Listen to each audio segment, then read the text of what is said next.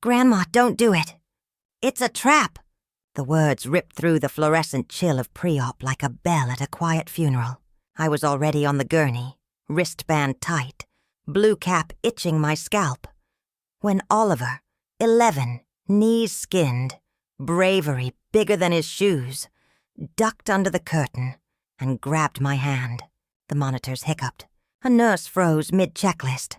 I saw everyone's faces before I saw my own fear. "I'm sorry," Erin said, stepping in with that careful nurse smile. He gets dramatic. She's confused. We're just trying to keep her safe. Safe.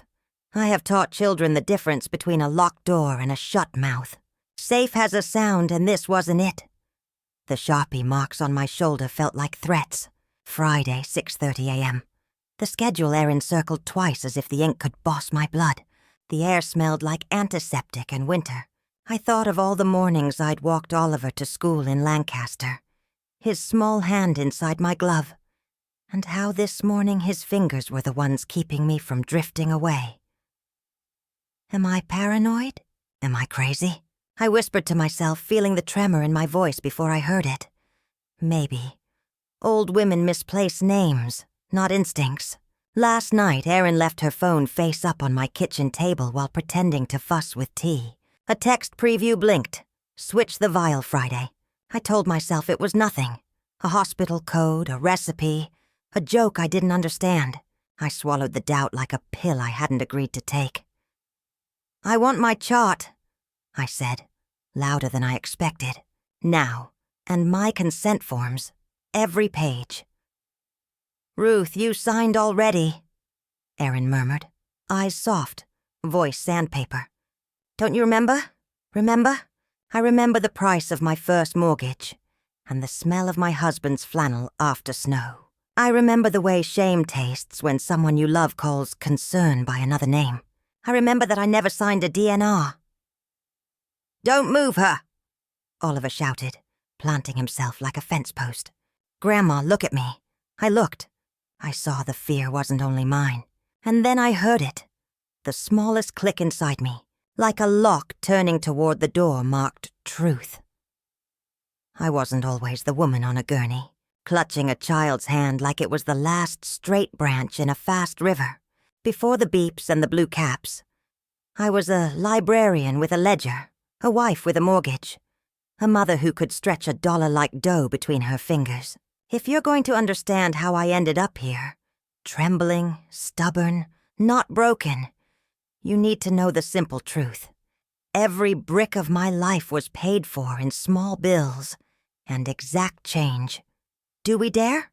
Tom asked me in 1979, when we stood in front of the old farmhouse with paint that peeled like sunburned skin. "We don't dare," I said. "We plan." He laughed then, the way men laugh when they're in love and underqualified. The price was $64,000. The mortgage payment was $700 a month. I made $4.65 an hour at the Lancaster Public Library, then later $5.10, then $6.20 if I agreed to work the Saturday Children's Hour and the evening book club. Tom's hands were already starting to ache back then. Carpentry turns your knuckles into weather vanes. And I worried even when I didn't say it out loud. We signed anyway. We put down $8,000 we didn't really have, scavenged from our wedding money, a tiny inheritance from my Aunt Dora, and the coffee can that once held flour and now held cash.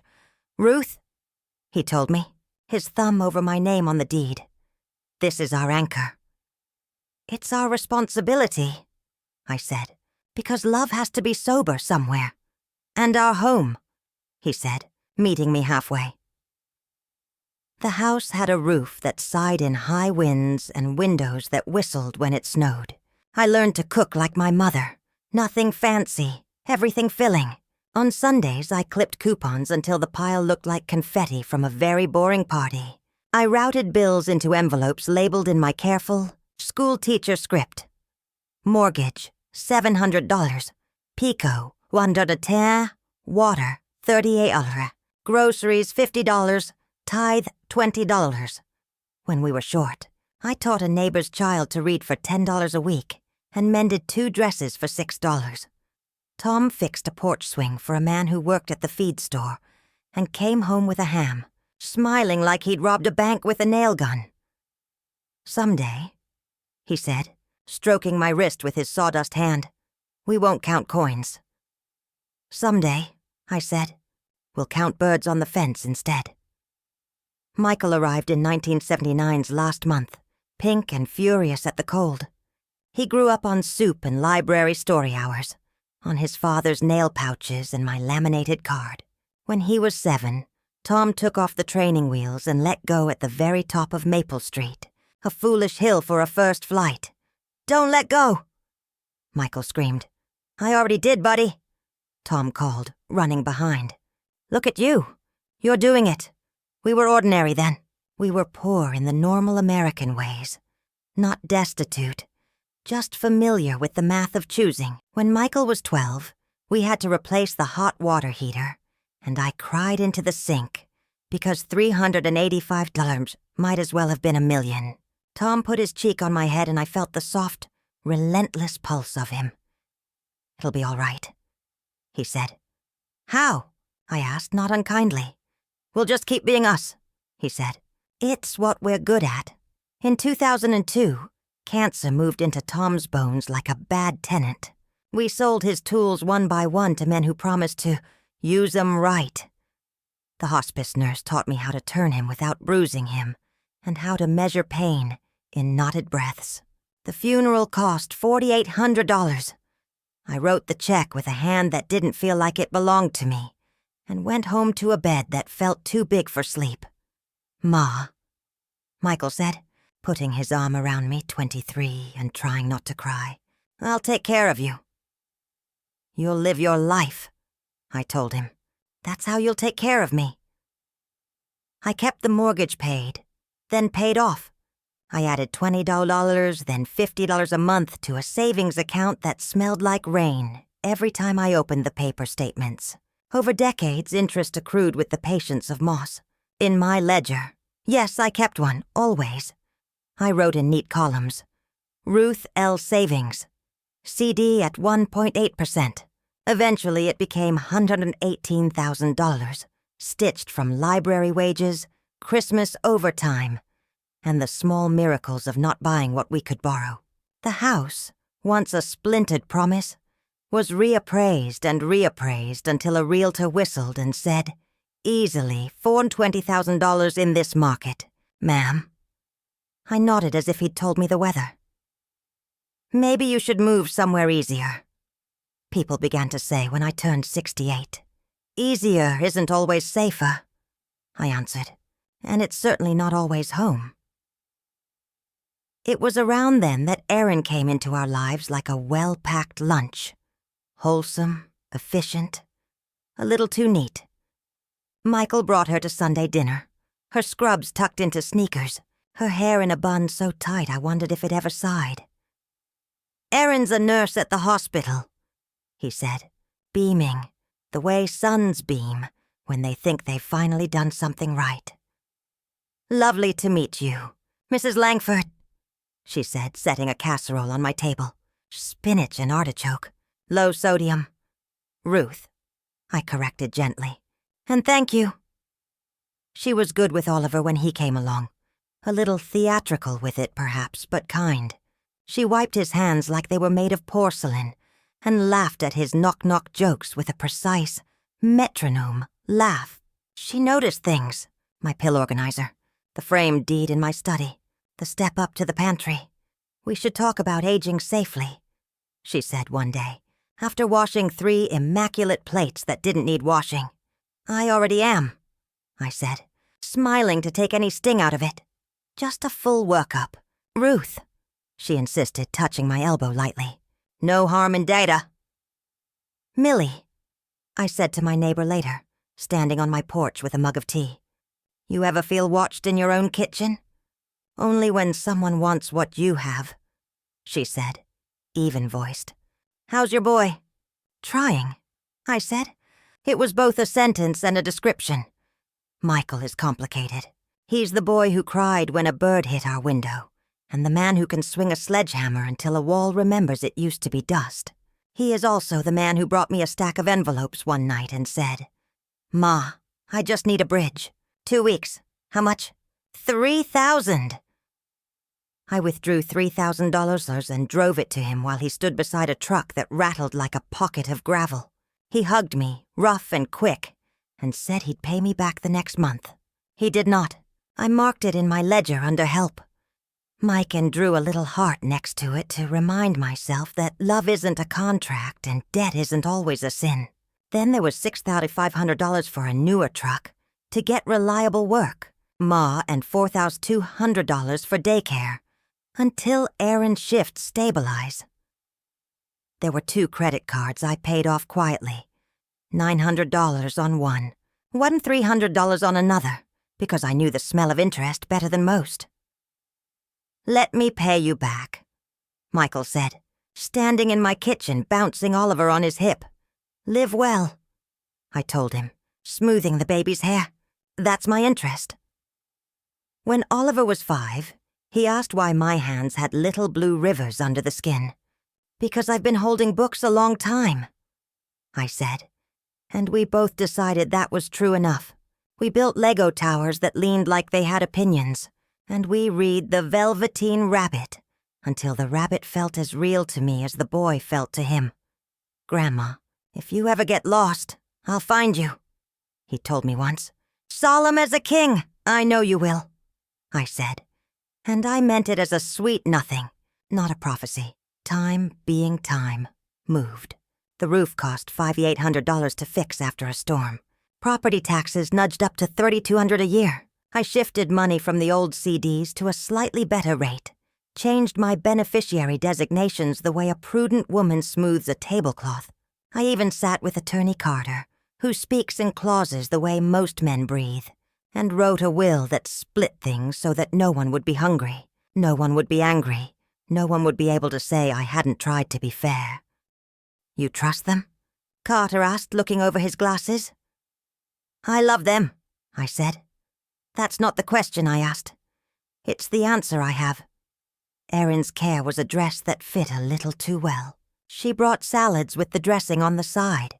She ordered me a blood pressure cuff and showed me gently how to use it.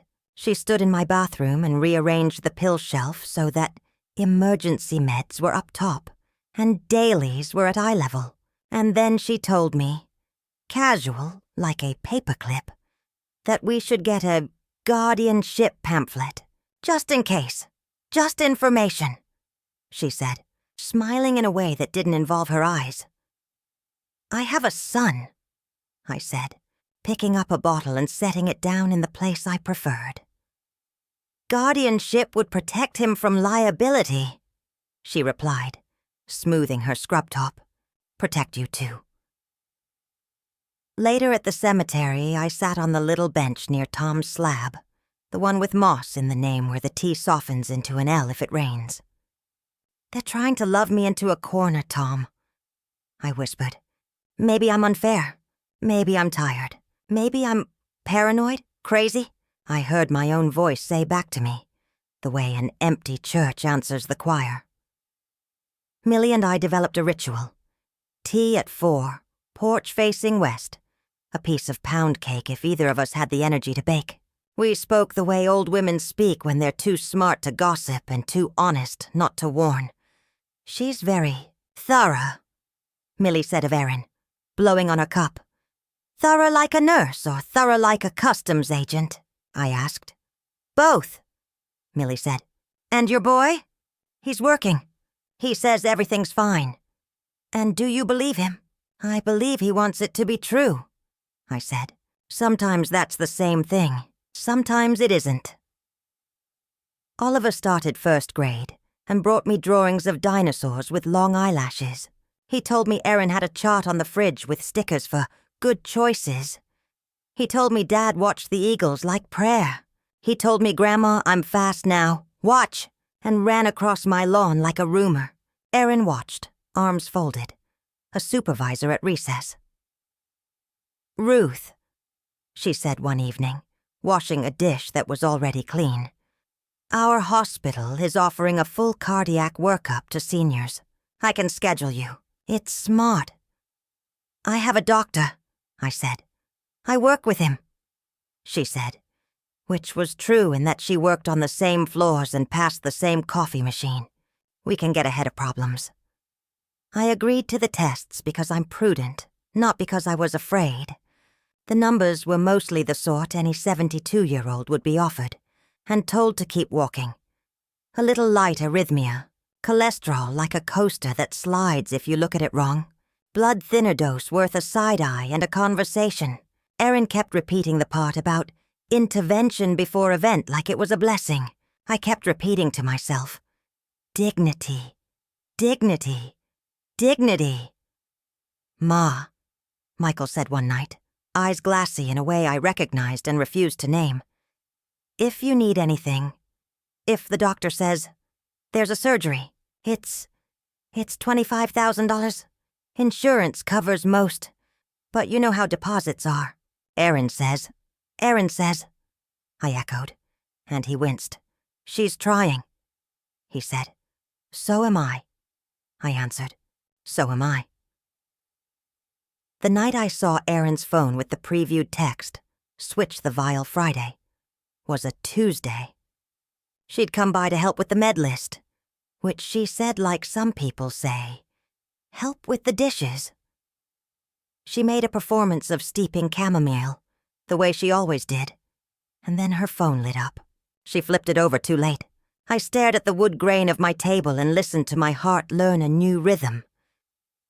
Everything all right?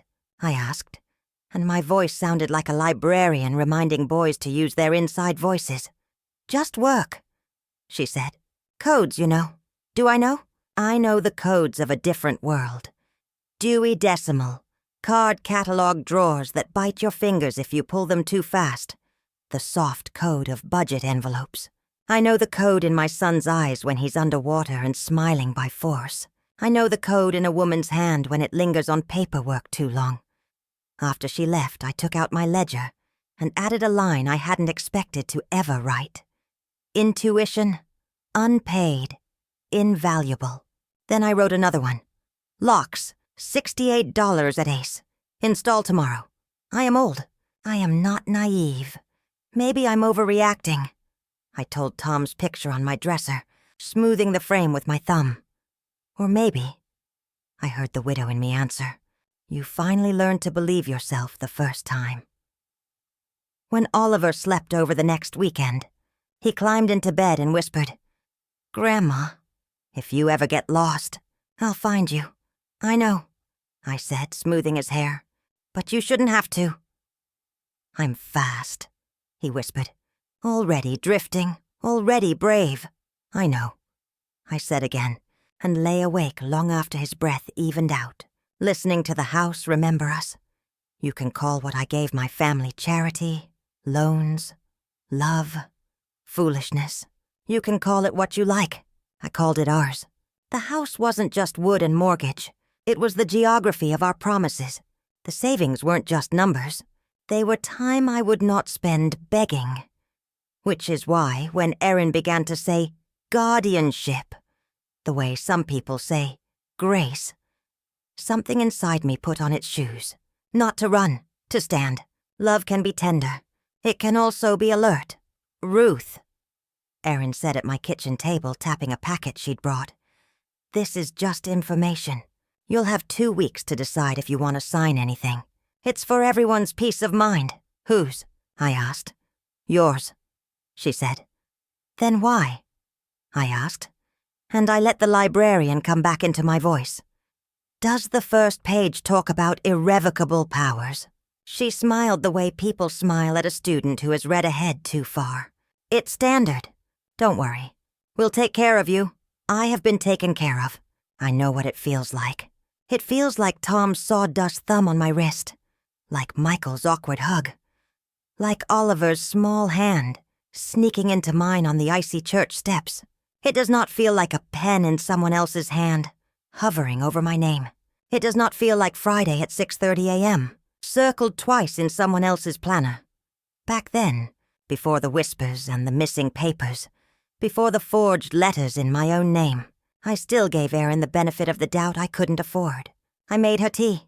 I let her rearrange a shelf. I asked Millie about heart stents and whether intervention was just a fancy word for knife. I told myself that my fear was simply the tax of getting old. Am I paranoid? I asked the porch, the cemetery, the steam rising from my cup. Am I crazy? I asked the ledger, the framed deed, the quiet rooms. Maybe. Maybe not. What I know is this.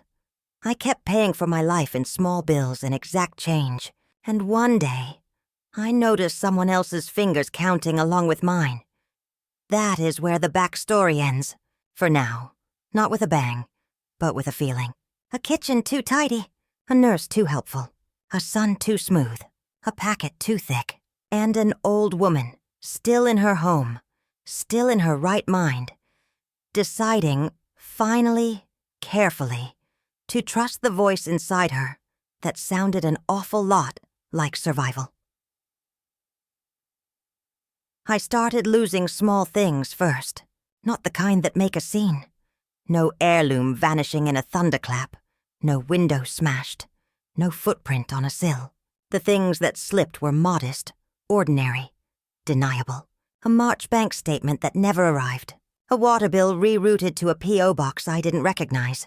A single consent page that didn't match the others in font or date. Each piece nothing by itself. Together, a mosaic I did not want to see. "Mail gets funny," Erin said, standing at my sink with her sleeves pushed up, washing a cup that had already been washed. "Routing centers consolidate. Seniors lose track. Seniors," I repeated, not angry. Not yet. We also balance checkbooks in pen. "Of course," she said lightly. "It's just a lot to keep straight." Millie and I took our tea on the porch that afternoon, as we did most days that penance felt too harsh and prayer felt too soft. The sky over Lancaster was the color of dishwater, and the air smelled like the wet wool of April. "You ever have a water bill sent to a P.O. box and nobody tells you whose?" I asked. "Only when somebody wants to move the conversation," Millie said. "Do you want me to ask my cousin at the post office to peek?" "No," I said quickly. "Not yet." Then, because my chest was tight, I added, "Am I paranoid? Am I crazy?" "You're attentive," she said. "Attentive gets called a lot of names." 2 days later, Erin came with a folder, neat as a nurse in a commercial. The front of the folder read, "Information Packet," in a font that tried to be friendly. Inside was a stack. Colorful pamphlet about aging safely, a power of attorney template, a guardianship brochure, and a hospital consent form with a sticky note like a yellow flag. "Sign here to keep things simple. Erin," I said, sliding the sticky aside with the tip of a fingernail. "Why would I sign a guardianship application? I'm not incompetent." "Of course not," she said, placing a reassuring hand on my forearm, as if calming a startled horse. "This is just in case. It protects you if, God forbid, you're ever confused. It protects Michael from liability. Judges like having these things clear." "Has a judge asked you?" I asked. She paused, a blink too long.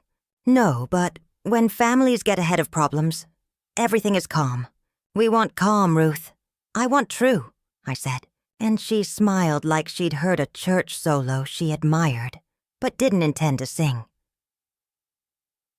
That night I sat at my kitchen table with my ledger and read the headings out loud like prayers. Mortgage paid, roof 5,800, savings CD, utilities, tithe. The number steadied me. Love is not only tenderness. Sometimes love is arithmetic. "Grandma," Oliver asked from his place on the floor with Lego spread like confetti. "What's a god?" "Someone who watches out for you," I said automatically. "And what's a ship?" He held up a crooked spaceship that would never fly. "Something that keeps you from drowning," I said. He considered. "Then a guardianship is a watching boat." "It should be," I said, and he beamed, proud of his etymology. He did not need to know how often boats can be used to ferry loot. A week later, A notice from the bank told me I'd withdrawn $200 at an ATM on King Street at 9:42 p.m. I have been many things. What I have not been is a woman at an ATM on King Street at 9:42 p.m. in March. Must be a mistake, Michael said when I showed him, rubbing the back of his neck the way he did when he'd promised something he couldn't deliver. Let me take it. I'll handle it. I'll go, I said. Ma, he said, voice dipped in honey. They'll just drive you crazy with paperwork. You hate those little screens. Give it to me. I like paper, I said mildly. It leaves fingerprints. He laughed as if I'd made a joke. It occurred to me he no longer knew when I was kidding. At the bank, the woman behind the counter pursed her lips when she typed my name. There's a copy of an authorization here, she said. Power of attorney on file lets your son inquire. Standard. Power of attorney, I repeated. On file from when? March 3rd, she said. Notarized. I felt the first cold ripple of dread that has nothing to do with weather. I didn't sign a power of attorney. You sure? She said kindly, the way you might ask a stranger if they were certain this was their coat. Sometimes folks forget. I remember my wedding vows and my husband's last breath, I said, more sharply than she deserved. I didn't sign a power of attorney, she lowered her voice. You can request a copy. I do, I said. In writing, now. When I got home, Erin and Michael were in my kitchen, an arrangement that should have been warmth and felt like a meeting. Erin had made her spinach dip. It sat on my counter like a flag claiming land. Mom, Michael said, opening his arms. You didn't have to go down there. I like seeing who touches my money, I replied. It keeps me sociable. Erin smiled without showing teeth. You know we're just trying to help, Ruth. You're under a lot of stress. These things get complicated. The $25,000 deposit for the procedure. If insurance balks. You don't want surprises. Then don't surprise me, I said. She tilted her head, the way you study a patient who won't answer the questions correctly. You signed a POA, Ruth. We wouldn't assume... I did not, I said, and the room hardened by a degree. Find where you think I did. Michael put his hand on the folder like a man making an oath on a book he hasn't read. Ma, you're tired. It's fine. We're on your side. Betrayed. A word whispered somewhere near my ribs. Betrayed, betrayed, it said, and I told it to hush. I was not ready to listen. That evening, while I chopped onions for soup, I tasted something in the back of my throat I didn't recognize. Not the sweetness of caramelized onion or the iron tang of a nicked finger. It was medicinal, bitter, the sort of taste you notice after a pill you didn't take. I rinsed my mouth and checked the pill organizer. Monday's slot was filled correctly. Tuesday's had an extra, a pale tablet slightly different than the others. Did you change my meds? I asked Erin when she came by with a grocery bag and a lecture about sodium. I organized them, she said airily. Your doctor updated the list. Did he? I asked, throat tight. She raised an eyebrow. Do you want to call him? I can. I'm on nights with him this week. I did not want to call him with Erin in the kitchen. I'll check the printouts, I said, and she nodded as if I'd learned the small trick she'd set before me. When she left, I took the paper bag she'd put in the pantry and lifted it out. Underneath the onions and 2 cans of low-sodium broth was a 3-page consent packet. Front sheet in friendly language, middle sheet with the meat, back sheet with a signature line. The front and back had my address correct. The middle sheet had Erin's maiden name in the footer, as if a ghost had signed the template. I placed my reading glasses on the bridge of my nose and held it to the light. The dates didn't align. Am I paranoid? Am I crazy? I asked the room. The room said nothing. Rooms are loyal to the last person who paid the mortgage. Millie came over after dinner. Smell this, I said, offering the pill from Tuesday's slot. She sniffed. Not aspirin. Not your usual blood thinner. Could be a look-alike? What's that mean? Same shape, different dance in the blood, she said. Does funny things to the INR. Makes bleeds easier. Who refilled these? Aaron says the doctor changed it. Doctors don't say through daughters-in-law, she said evenly. They chart. I don't want to accuse, I whispered. I don't want to be that woman, that bitter, suspicious. You want to live, she said, taking my wrist. That doesn't make you bitter. It makes you a mammal. The next weekend, I took Oliver to the park. He wanted to show me a trick on the monkey bars that would alarm a calmer grandmother. On the bench behind me, Michael talked into his phone in the low voice of people who think park benches don't have ears. Friday works, he said. The deposit is covered if she signs. If she doesn't... Guardianship. Aaron has the paperwork. We're done asking. I turned my head so slowly it hurt. He saw me, and for a second his face did a thing I've seen in men who step on nails. They'd like to pretend the pain isn't there, but their body has already voted. You talking about me? I asked calmly. He swallowed. Just logistics. Whose? I asked. Yours? He said. Ours. Logistics, I repeated. Like moving a couch. Ma, he said, running a hand over his cap. You make everything theatrical. We're trying to keep you safe. If something happens during the procedure, if you're confused, papers in place, keep the hospital from calling me by my name, I said. From asking me with my mouth and ears what I want. From delays, he said. And I heard what he didn't say. From checks. At home, I took the guardianship packet from the drawer where I'd put it so it wouldn't contaminate the good wood. I read every line. Irrevocable. Powers included. Medical decisions, bank access, sale of property, if necessary for care. It was written in the kind of English that looks simple if you don't know how to read. You slip this under a consent form. I told Aaron on the phone that night. I included it, she said. Transparency. You tucked it like a razor under a towel, I said, voice shaking, and asked me to press down. You're scared, she said. You're not thinking clearly. I am frightened, I said, because I am thinking very clearly. There is a particular humiliation to being told you're confused when you're the only one in the room who is seeing anything straight. I felt worthless in a way I hadn't felt since I was young and poor, and asked a man at a counter to approve me for a fridge I couldn't quite afford. Betrayed, betrayed, betrayed. The words beat like a small drum behind my ears.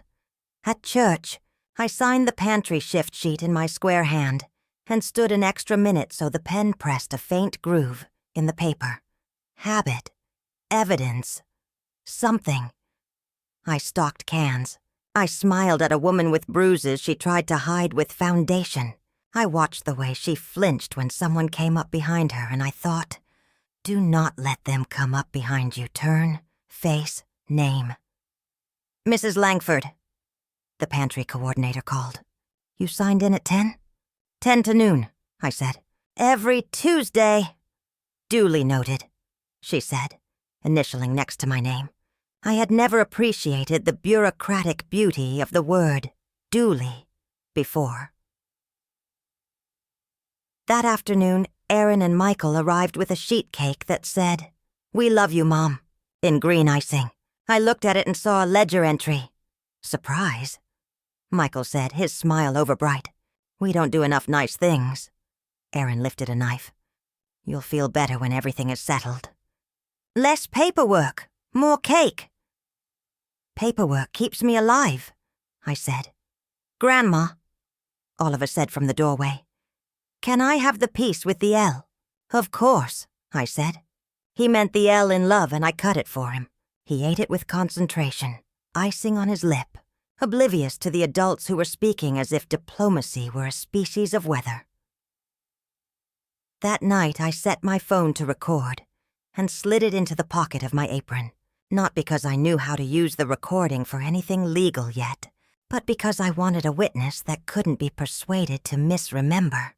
I have spent my life cataloging things. Names, authors, Dewey Decimals, dates on the backs of photographs. I would catalog this, too.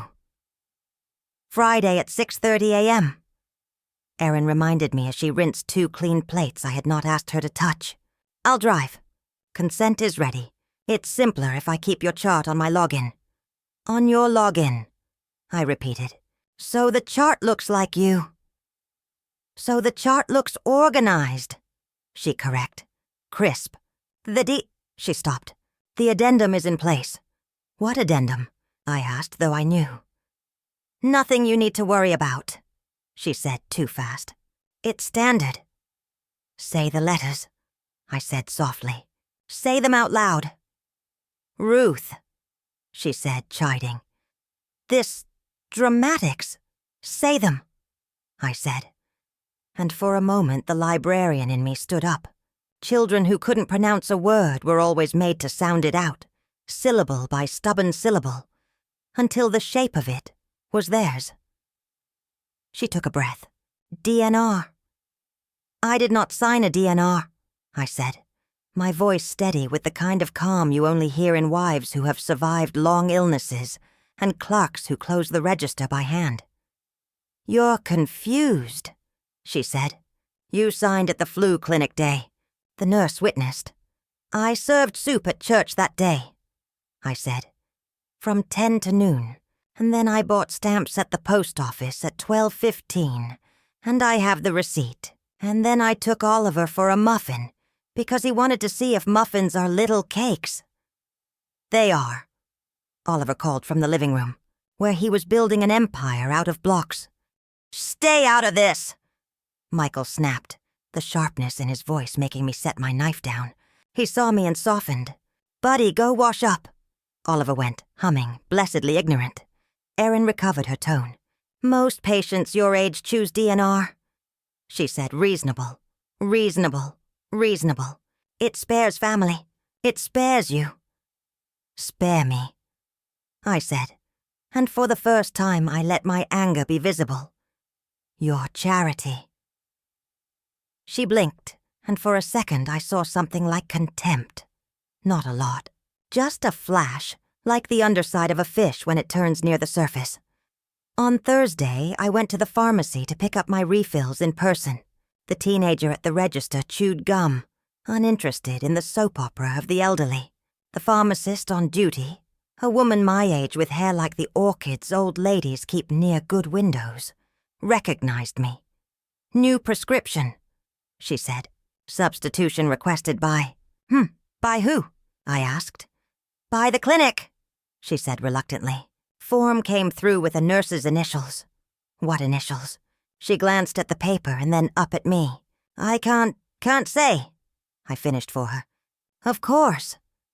Do you want to talk to your doctor? She asked gently. Yes, I said, and then didn't, not yet. Not with the over-connectedness of hospitals where everyone knows everyone's favorite donut.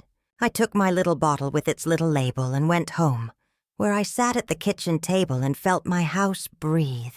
I had loved this house into being safe. I would not let it be used as a stage.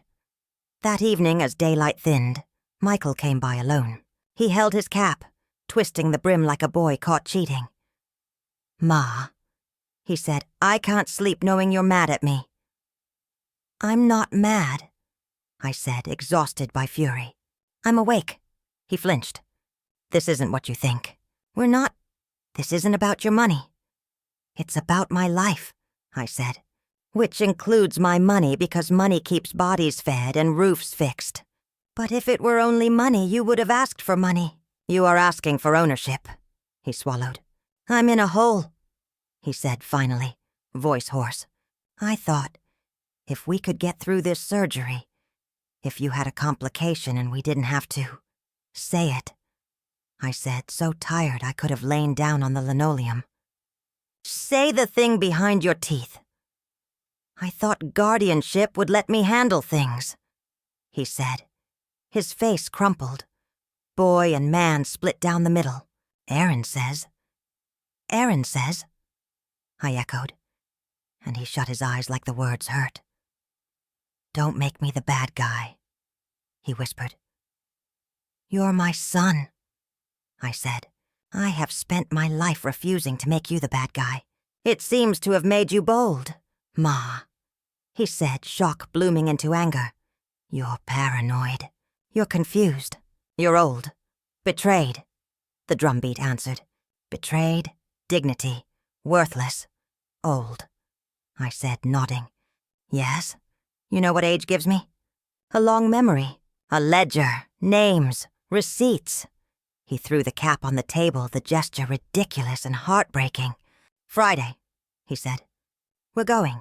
Stop this. Stop what? I asked. Making us the enemy. Then stop behaving like one, I said. He left. The house held me like a mother who knows there is no lullaby for this. The night before Friday, Erin texted me. I'll be there at 5:45. Don't eat after midnight. Bring your ID and insurance card. It could have been any nurse to any patient. But it was my daughter-in-law to me. And the words slid across my skin like the back of a knife. I sat at my dressing table and brushed my hair until it lay obedient. In the mirror, I looked like the women I used to help at the library computers. Alert, embarrassed, trying to keep up with a system they knew was not designed in their language. Tom, I said to the photograph on the dresser, if you can, please, sit on my shoulder. Tell me what to do. The widow in me answered, stand, speak, ask for paper. Ask for your chart.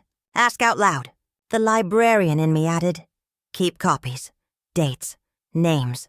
Before bed, I wrote 3 things on an index card and tucked it under my pillow like something a child would do to trap a tooth fairy. Ask for chart and consents. Ask about DNR, date, witness. Call Millie if anything smells wrong. I slept badly and woke before the alarm, heart racing the way old hearts do when they get excited by nothing and something. I made tea and did not drink it. I looked at the kitchen like it might not be mine tomorrow and felt a steadiness I did not expect. I was not going to war. I was going to ask questions. At 5:46 a.m., a car idled in my driveway. Erin's silhouette was clean against the dawn. She came in without knocking because she always did, because I had let her, because the boundary she never saw was a line she was about to trip. Ready? She asked cheerfully. We're right on time. Friday is good. Everyone is fresh. I want to bring my file, I said, picking up a folder thin as a shield. It contained my driver's license, my insurance card, my neighbor's phone number, my church pantry sign-in sheet photocopied, and a printed list of my medications as I understood them. You don't need all that, she said, already folding it to tuck into her tote. I do, I said, and took it back. In the car, the hospital rose out of the fog like a ship. The automatic doors sighed. The pre-op nurse had kind eyes and the kind of hands that warm your skin by sheer will. She checked my name, my date of birth, the basics that make you feel like a person again. Any changes to your directives? She asked, clicking her pen. I don't have directives, I said. No DNR. She looked at the screen and then at me. It says here. It says wrong, I said. Erin leaned in. She signed, but she forgets. It's stressful. I can manage. Please step back, the nurse said to Erin quietly. She had seen fights in pre-op bays, grief on linoleum, men who threatened and women who lied. She had the patience of people who have learned to talk in storms. Am I paranoid? I whispered, more to myself than to anyone. Probably not, the nurse said, smiling with only half her mouth. But that's not my call. It's your chart. Then I want to see it, I said, and my voice didn't tremble. I want to see every page I signed. Erin exhaled. A patient educator whose class had gone rogue. Ruth, you're making a scene. I'm making a record, I said. The curtain shivered. Oliver's voice split the morning like a struck bell. Grandma, don't do it. It's a trap, he shouted, breathless, righteous. 11 years old and full of the kind of courage adults always vow to have later. Orderlies froze. A monitor hiccuped. Erin's face did that fish belly turn again. Michael, a step behind Oliver, looked like he'd been running for his life and wasn't sure which direction pointed safe. "Who brought him here?" Erin hissed. "I did," Michael said, his voice wrecked. "He woke me up crying. He said he had to tell her. I didn't know what to do." "Listen to the child," I said, and my words came out like something older than me had loaned me its spine. "Listen to the child and give me my chart," the nurse nodded. "I'll print it," she said, and vanished with the efficiency of people who have learned that sometimes paperwork can be a flotation device. Erin reached for my wrist as if to check my pulse. I pulled back. Her hand hung in the air, empty. "Ruth," she said softly, "do you want to be the kind of grandmother who dies because of drama? Do you want to be the kind of nurse who lives on forged signatures?" I asked gently. "I've done nothing wrong," she said, cheeks flowered with outrage. "You've done nothing in writing with me," I said, "and that was your mistake." The nurse returned with a stack, warm from the printer. Pages, dates, initials.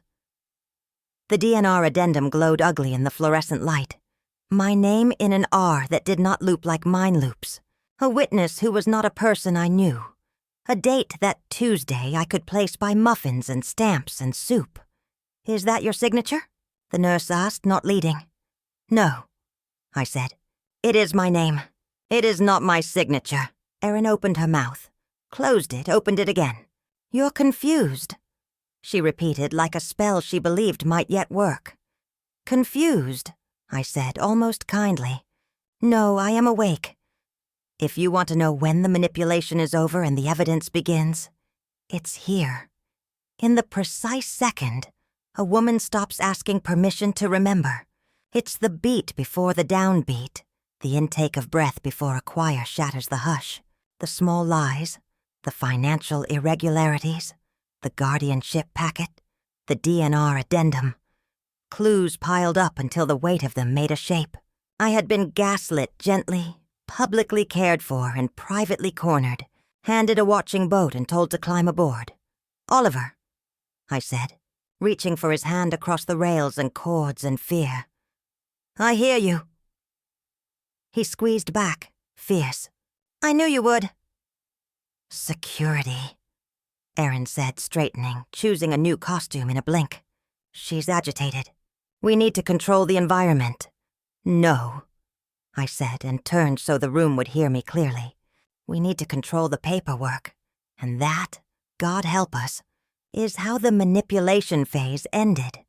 Not with screaming, not with thrown dishes or slammed doors, but with pages laid flat under a light too bright to be friendly. The story snapped into focus. The Friday everyone kept saying like a prayer became a deadline I would not die to meet. The woman they called confused became a librarian again. Next came proof. But first I had to climb down from the gurney, put my feet on the tile and say the oldest sentence I know. I have a right to see what has my name on it. I didn't sleep the night before Friday. I catalogued. Paper first, I told myself, sitting at the kitchen table with my ledger, my reading glasses, and a pen that still had librarian ink in its bones. Then people. Millie tapped on the back door at 6 a.m. like we were two girls plotting mischief. "You sure?" she asked, stepping in with that quiet nurse's steadiness. "Evidence means you can't unknow things." "I've been unknowable long enough," I said. "Today, I want the kind of truth that leaves fingerprints." "Then start with what they think you won't notice," she said. "Start small and date everything." "I always do," I said, and slid an index card across the table. On it, in my square hand, Friday, 6:30 a.m., pre-op. 2 weeks to decide guardianship. $25,000 deposit, due on approval. Millie pressed her thumb in the corner like a notary seal. "You're not alone," she said. "I might be, I said and smiled. But I'll be documented. The pen camera came from a little store on King Street that sells phone cases and mysterious adapters. The young man behind the counter told me it was plug and play, which is a phrase that to a librarian sounds like a cat pretending to do calculus. Does it have a light? I asked. Only if you want it, he said. There's a stealth mode. Stealth, I said, and the word felt both ridiculous and exactly right. I'll take it. At home I boiled water, not because I needed tea, but because I needed the ritual. I tucked the pen into the sugar jar, angled toward the desk where Erin liked to stack her papers, the way a magician arranges props before a trick. I set the jar back, 1 inch to the left of where it usually lived, because I knew she would nudge it into her preferred alignment. That was our tango. I placed, she improved. Smile. I told the jar. We're about to file. When Erin arrived that afternoon with her bright professionalism and a bag of low-sodium groceries, she did not notice the sugar was watching. She noticed the pill organizer. We'll just fix Monday through Friday, she said, fingers quick, voice soft. You'll feel better on the new regimen. I will if it's mine, I said. You're on edge, she soothed. Surgery anxiety. Show me the updated list, I said. She glanced up a fraction. I'll bring it next time. Next time. Friday after 6:30 a.m., when I might not be able to ask for anything. While she worked the neat miracle of rearranging my life in small containers, her phone buzzed face down. She ignored it, which is how I knew it mattered. She finished sorting, carried her tote to my desk, and began to consolidate my paperwork. Consent, information packet, guardianship brochure, into something simple. Simple. I repeated, stirring tea I didn't want. The most dangerous word in English. She looked up, puzzled. Pardon? Never mind, I said, and took my tea to the porch, leaving sugar and pen to their task. I folded laundry with Millie later while the little camera filled itself with the kind of truth that doesn't negotiate. You're shaking, Millie said, handing me a towel. I'm 40 years of ledger and a single day of spy, I said. Spy is just observer with better shoes, she said. When you download the video, label it. Date, time. Then copy it twice. Twice? I said, even though I already knew. One for your attorney, she said, and one where no one will think to look. Where? I asked. She nodded at the jar. Do you have a sugar jar everywhere? My church pantry has a lockbox, I said. I can slip a copy in with the emergency gift cards. Do it, she said. At 8 p.m., after the last dish was dried, and Erin had left with her tote zipped and her smile ironed flat, I lifted the sugar jar like it weighed more than glass. The tiny SD card looked like nothing, like the kind of thing old women lose under sofa cushions and then find with a grandchild's help. My hands didn't shake when I slid it into the little reader. They went steady, like the hour before a storm when even the birds know to hush. I watched myself on the screen, bustling and faking normal.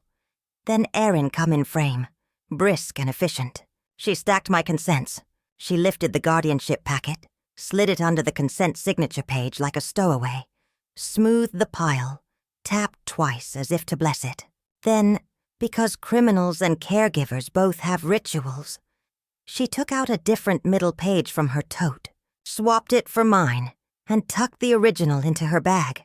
Stop, I said to the screen, as if a recorded woman could hear me. Please stop. Should I see? Millie asked, standing behind me with her hand on the back of my chair. You should, I said. We watched. We didn't speak over the moment Erin took my pill organizer, popped Tuesday's slot, and replaced one small tablet with another that matched in shape but not in color by a whisper. She didn't see the pen. People don't look at the sugar when they're stealing bread. She's changing your med, Millie said. Breath even. To what? I can't tell from pixels, she said calmly. But I can tell it's not in your bottle. I paused the video and wrote in my ledger. Video, 8:14 p.m. Aaron swaps consent middle page. Video, 8:22 p.m. Aaron swaps pill in Tuesday slot. Then I copied the file onto a USB labeled in my square hand. Ruth L. Evidence 1, kitchen. I made 2 copies. I held one to my chest like a hymn book. Chain of custody, Millie said, approving. Time-stamp the copies with today's date. Do not edit. Do not trim. Keep the full file. I've been doing chain of custody since you were wearing your skirt too short, I said, and she laughed, dry as leaves. Attorney Carter's office smelled like paper and coffee and men who believe in paragraphs. He didn't touch the USB until I slid a typed list across his desk.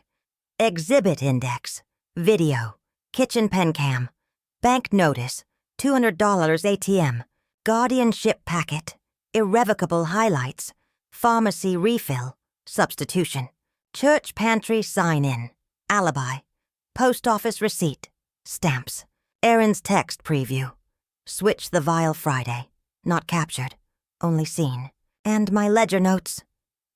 You're a dream client and a prosecutor's dream grandma, Carter said, very nearly smiling. Walk me through it. They say I'm confused, I told him. So I brought a memory that doesn't forget. He clicked the file open, watched the swap, the tap, the pill. He didn't stop the video, didn't fast forward, didn't comment. When it ended, he exhaled. You do not confront her, he said. You do not tip them off. We keep gathering. Gather, I repeated. I can do that. We'll need the bank logs, he said, making a list. And the notary ledger for that POA. We'll need pharmacy records that show who requested the substitution. We'll need the hospital's chart audit to prove whose login inserted the DNR addendum. Audit, I said. Will they give it to me? Not easily, he said. But they will give it to a judge. In the meantime, find me a motive that makes a jury nod. Money, I said. And it felt too crude and too precise. Insurance, house. He looked at me over his glasses. Do you have a life insurance policy? 2 small ones from long ago, I said. My beneficiaries are split between Michael and Oliver's education fund. Any new policies? He asked. Not that I signed, I said. But there is a lot in my life happening without my pen. Let me run a check, he said. Sometimes, shady brokers open policies with forged applications. If there's anything, we'll find it. He copied my USB to his encrypted drive, locked the original in a file safe, and handed me a receipt like I'd just returned a very interesting book. Chain of custody, he said. We'll keep the paper talking.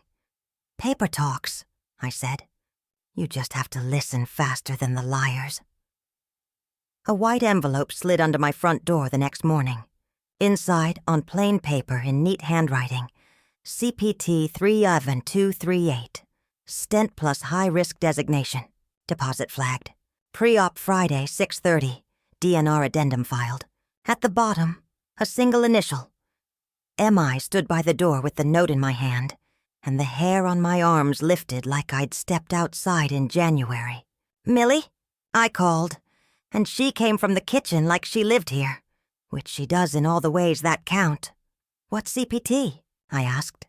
Billing code, she said, taking the paper without touching the ink. Someone inside wrote this. Someone who could lose their job, I said. Someone who is braver than me. Not braver, she said. Just farther in. I made a copy, wrote anonymous tip, M, at the top, and tucked the original into a plastic sleeve. It smelled like toner and Risk. Call your doctor's office, Millie said. Ask for a list of your active directives. Do not mention Aaron. I did as told. The receptionist put me on hold, then came back with a voice too bright. It says here a DNR addendum was scanned 3 Tuesdays ago, Mrs. Langford. I didn't sign one, I said. Who witnessed it? Looks like initials, she said. EH. Erin's maiden name is Hart, I said, and the line went quiet, because decent people don't know what to do when a thing in the shadows steps into the kitchen. Would you like to schedule an appointment to discuss this with Dr. Keating? She asked finally. I'd like to rescind something I never consented to, I said, and I'd like the audit log that shows which login inserted it. I'm not sure. Ask risk management, I said. They are sure. Let me get back to you, she said. Thank you, I said, and then set the receiver down gently, as if slamming would scare away my courage. The bank's notary ledger sits in a back office behind glass. I have known the clerk there since she was a girl who paid overdue fines with quarters. Ruth, she said, delighted and anxious. We can't. You can, I said. You just won't unless I make you feel like a person. She sighed, looked around, then pulled the book from the shelf. March 3rd, she said, running a manicured nail down the page. Pay for Ruth L. witnessed by Erin's co-worker, signed by you. I was stocking soup cans at the church pantry from 10 to noon, I said. Initial that, please. I can't, she whispered. But I can print you a copy. I'll sign an affidavit, I said, and I'll bring you muffins. You do that, she said, eyes soft. Blueberry. The copy shows a signature that looks like mine if you've only seen it on a screen. The loop on the R is wrong. The L is too tall. I've been forging my mother's name on absence slips since 1962. I told Carter when I handed him the copy. I can smell fake. Jurors can too, he said. Especially when we hand them the pantry sign-in sheet and the post office receipt for stamps at 12:15. Duly noted, I said, and the words tasted like armor. The pharmacy printout took longer. The teenager who chewed gum shook her head. We can't disclose initials, she said, reciting policy like scripture. I brought scripture, I said, and handed her a release I'd printed from Medicare's website and signed twice for emphasis. She blinked, took it, vanished. The pharmacist with orchid hair returned. I'm going to show you what I can without getting fired, she said gently. She turned the screen toward me just enough. Substitution requested via faxed form. Initials EH 2 weeks ago. Dose change increases bleed risk. Is that standard before surgery? I asked. Sometimes, she said carefully. If a cardiologist orders it, if a chart supports it, if everyone knows why. Does my doctor's note say why? I asked. She looked at the bottom of the screen and shook her head once, very small. I can print the medication list and your refill history, she said. Bring it to your appointment. Bless you, I said, and meant it in the least religious and most human way. I took the printouts home and added them to my exhibit index. The USB got a second sibling. Evidence 2, pharmacy. I moved like a clerk closing a register, slow, precise, humming to stay steady. Hungry?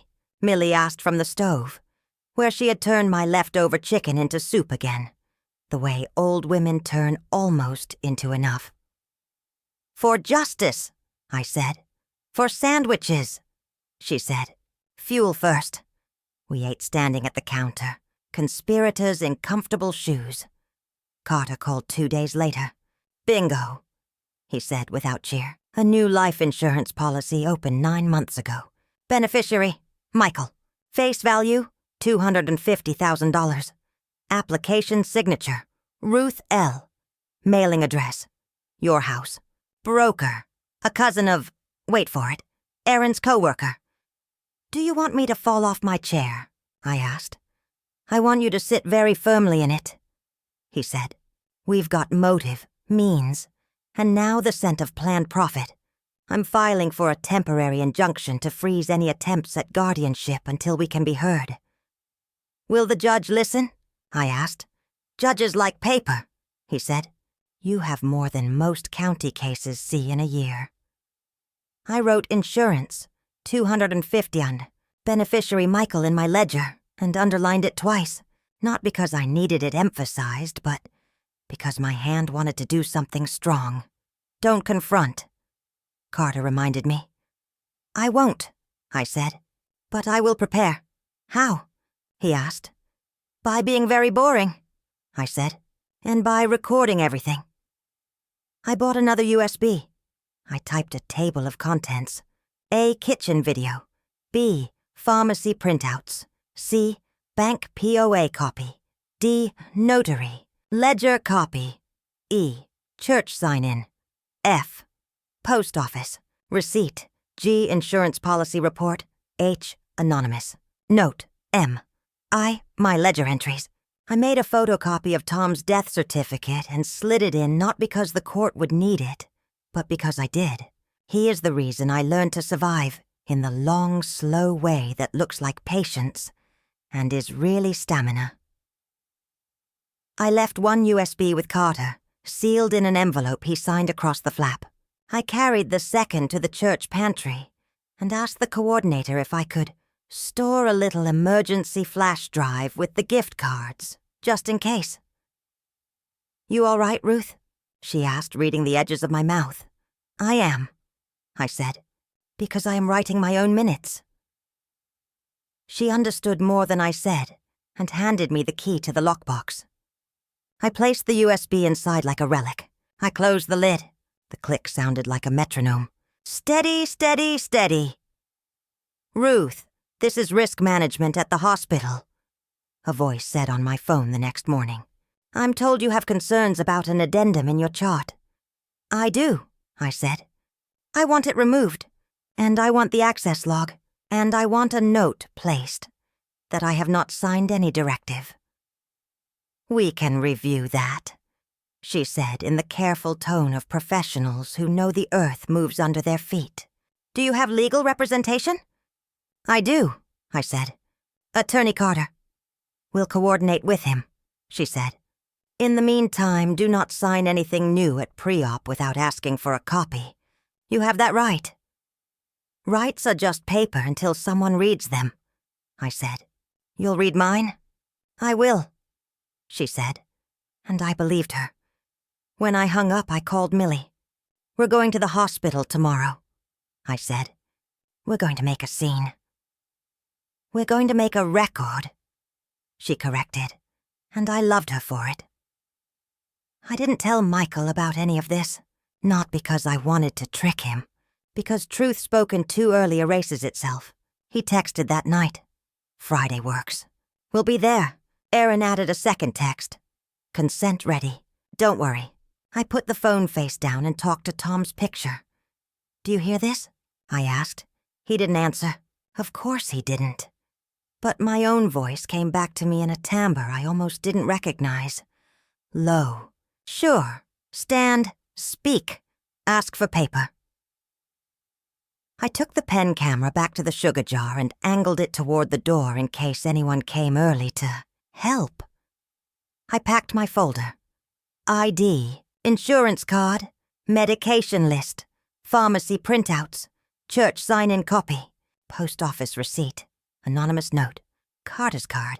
I added an index card with 3 lines. Ask for chart print. Say, I never signed a DNR. Request risk management. I tucked Oliver's drawing, Grandma with a cape, behind the card. Superstition is just hope with a costume. It is one thing to gather paper. It is another to gather people. Oliver, I said on the phone, low so Erin wouldn't hear if she was in the next room. You told your father you were worried. You were right. Tomorrow, if you feel brave, you may need to use your loud voice, but only if you see me look at you and nod. I can be loud. He whispered, thrilled and scared. I know, I said. But listen first. If everything is calm, you stay calm. If anything feels wrong, you say the truth as big as you can. What if Dad gets mad? He asked. Then he's mad, I said. Feelings aren't facts. Okay, he said. I'll wear my sneakers. Good, I said. We might need speed. Like superheroes, he said. Exactly like librarians, I corrected, and he laughed. because he has learned that I am my own joke. Millie agreed to station herself near the admissions desk, with her cell phone primed for the hospital's risk line. Say addendum and audit, she told me. They'll come like ants to a spill. And I asked the empty room when Millie went home. If you hear me, be careful. I left the porch light on, the way my mother did when she wanted God to know where we lived. There is a kind of silence that means danger. There is another that means listening. My house had the second kind that night. I slept 2 hours, woke, watched the window gray into morning, and made a list of the order in which I would speak. First, nurse. Second, risk management. Third, Dr. Keating. Fourth, Carter, if needed. Fifth, police if the world refused to see me. I brushed my hair. I put on the good cardigan. The navy one with tight cuffs that don't snag on hospital rails. I slid the folder into my tote and the USB into my bra, the way my mother used to hide cash on train trips. Old lady chic meets chain of custody. At 5:45, Erin's car idled in my drive, punctual and ominous. She came in without knocking, as always. Ready? She said brightly. Big day. Friday, I said. The day you circled twice. She didn't answer. She took my tote like she was carrying a baby. I'll keep that, I said, taking it back. You don't need... I do, I said, and we walked to the car without touching. At the hospital, the doors side open. The fluorescent lights did what they always do. Make everyone look sicker than they are. The pre-op nurse checked my bracelet and asked me to verify my name and date of birth. Her hands were warm and I loved her instantly. Any changes to directives? She asked, pen poised. Yes, I said. I never had one. She frowned, looked at the screen, looked at me. It says wrong, I said. Please print my chart. I'll get risk, she said, and her mouth twitched. Not smile, not frown. Professional relief. No one wants to be the only adult in the room. Erin leaned in. Ruth, sweetheart, let's not... Say sweetheart again, I said gently. And I'll add the word condescension to my exhibit index. That's when Oliver's voice cut the air. You know that part. It's why you're listening, he shouted. The room froze. The truth we had been collecting ran out of its hiding places. But this is the evidence section, not the explosion. So know this. Even as he shouted, even as my son looked like he'd been running from a fire he had set, even as Erin's mask cracked, I kept counting. Chart, I said to the nurse. Audit log, copy of directives, pharmacy list, risk management. She nodded. She went. She brought back paper. The paper spoke. The DNR addendum had a timestamp and a login. Not mine, not Dr. Keating's, a nurse's station terminal. Initials matched EH. The medication list showed a substitution request 2 weeks earlier. The consent stack had a mismatched middle page. Different footer, different font. A little Frankenstein at the heart of it. Is this your signature? The nurse asked, pointing carefully. It's my name, I said. Not my hand. Risk arrived in polite suits. They saw Oliver's white face and sent him for water with an orderly who remembered being 11 once. They saw my stack and called security, not to frighten me, but because paperwork that bleeds is more dangerous than knives. I'm postponing this procedure, Dr. Keating said when he arrived. Eyes tired, voice clean. Nothing happens until we understand. Thank you, I said. I have a folder. He took it, he read. He swallowed hard at the pharmacy sheet. Who authorized this? Fax from clinic, the pharmacist had said. Initials EH, the screen had suggested. The audit log muttered the same. Erin began to speak, to explain, to confuse. I did not argue. I pointed. I handed, I dated. Every few minutes I said my name out loud and my date of birth, as if to remind the room that I belonged to myself. When it was over for the morning, procedure halted, chart flagged, risk murmuring with mouths that no longer smiled. Carter met us in the lobby with his tie slightly askew, which in lawyer language means good haste. You did it, he said quietly. You created the record we needed. I created the record I deserved, I said. What now? Now, he said. We take this stack to court, ask for a protective order, and start the kind of process that doesn't fit on a pamphlet. I looked at Oliver. He looked like a boy who had cried, and didn't mind that you knew it. You were brave, I said. I was loud, he said. Same thing today, I said, and he grinned through the salt. People think evidence is a smoking gun. It's not. It's a stack of papers that don't blink. It's a video of a hand doing a small dishonest thing. It's a receipt with a time you can prove. It's a clerk's neat note with a single initial. It's the courage to ask for your chart, your log, your list, and to say no in the good light, on my porch that night, with Millie and a piece of pound cake cut too big, because we'd earned it. I laid out the exhibits like playing cards. Insurance fraud, I said, tapping the policy report. Forged document, I said, tapping the POA. Poisoning plot, I said, tapping the pharmacy substitution and the surgeon's halted schedule. All roads lead to Friday, 6:30 a.m., and they almost got me to walk them. Millie sipped her tea. You walked yourself to the librarian desk instead, she said. I did, I said. I forgot that was always my job. I wrote 3 final lines in my ledger before I slept. Evidence gathered. Enough. Deadline. Beat.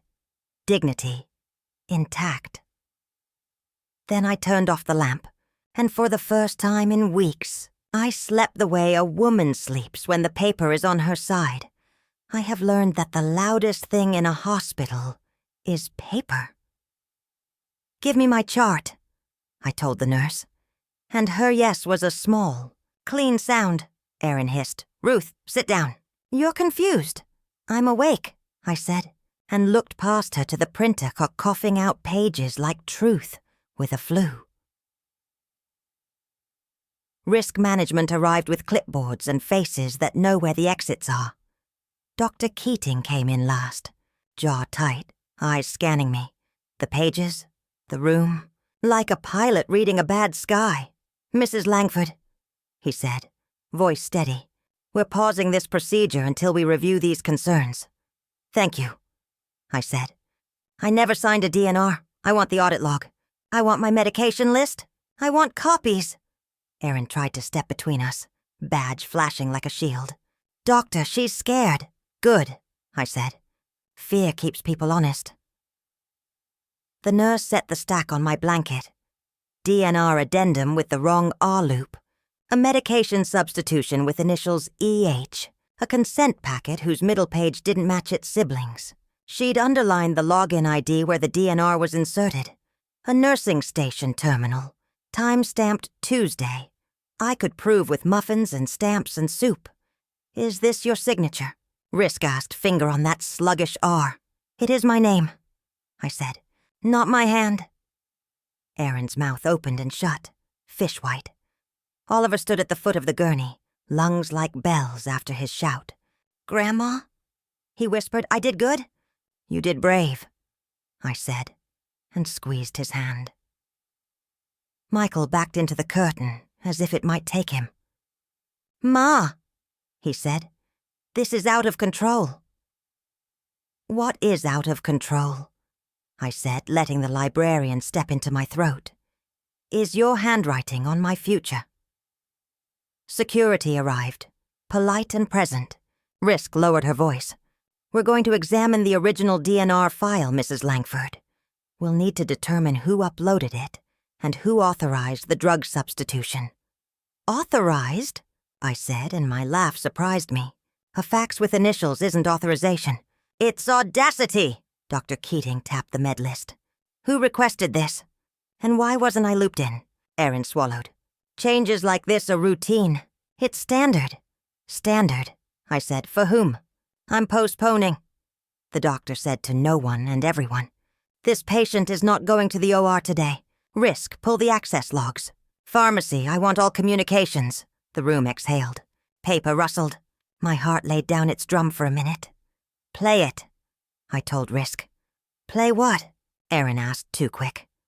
I pulled the USB from my cardigan pocket, the one I'd labeled in my square hand, and looked at Risk. You have a laptop, I said. You have speakers, she nodded. If you consent. I brought it, I said. I consent. The PenCam video filled a hospital-issued screen. There was my kitchen, my sugar jar, my table. There was Erin, brisk and meticulous, sliding a guardianship packet under a consent signature page, with 2 taps like a benediction. There was her hand swapping a pill, same shape, not the same, into Tuesday's slot. There was her voice on the phone, clear as a bell in a small town. Once the DNR is in the chart, it's clean. Post-op bleeds happen. The room went the kind of quiet that isn't silence. It's math. You could feel everyone adding, carrying, arriving. Is that you? Risk asked Erin. That could be anyone, Erin said, cheeks blotched. AI can fake. It's my kitchen, I said. I don't have AI. I have a sugar jar. Michael pressed a hand to his mouth. Oliver looked from face to face, learning too much in one morning. Mrs. Langford, Risk said, we're going to take statements. We'll secure the chart. We'll notify compliance and the board. Do you want security to escort? Yes, I said softly. Escort my daughter-in-law out of my pre-op bay. Erin took a step forward, then another backward. A woman trying to reconcile 2 mirrors. Ruth, she said, the chummy tone gone, the flat voice underneath showing. You are making a mistake you can't take back. I already took back what you put in my chart, I said. I'm collecting return receipts. Security moved in the polite, quiet way of trained men who know noise makes things worse. They didn't touch her. They didn't need to. It is a particular humiliation to be asked to leave a room where you used to decide things. Michael, I said as Erin went. You can stay if you can stand on my side. He looked at me in a way that made my lungs wince. For a second, I saw the boy who wanted training wheels back. I don't know what my side is. He whispered. Then find it, I said. I'll be here. Risk had us all move to a small conference room with green chairs and a painting of a river that never changed. Millie slipped in like she'd been baked into the building. She took a seat behind me and put her warm hand at the top of my spine. Ruth, Risk said, we'll need to contact law enforcement. Are you comfortable making a report? I'm comfortable making a record, I said. Whatever name your system gives it. Officer. Someone called from the hall, and then a uniform stood in the doorway, hat tucked under arm. He introduced himself, got my name right, said ma'am like it was a tool, not a weapon. I need to know if you want to press charges, he said. I want the paper to keep speaking, I said. If that requires charges, then yes. But today I want to go home. Dr. Keating sat beside me. He looked older than he had a half hour before. Mrs. Langford, he said, I'm sorry. This shouldn't have happened. It did, I said. What happens now is the part I'm still in. He nodded. A man who had seen flesh closed and opened and knew this was another kind of surgery. Before we left, Risk handed me a folder with copies and sticky notes, audit log prints, directive revocation form, chart freeze. She'd scribbled a number at the top. This is my direct line, she said. Record that I gave it to you. I always do, I said. We walked out. In the elevator, Oliver leaned into me. Grandma. He whispered, Are we going to jail? No, I said. We're going to court. There are men who think court is for other people.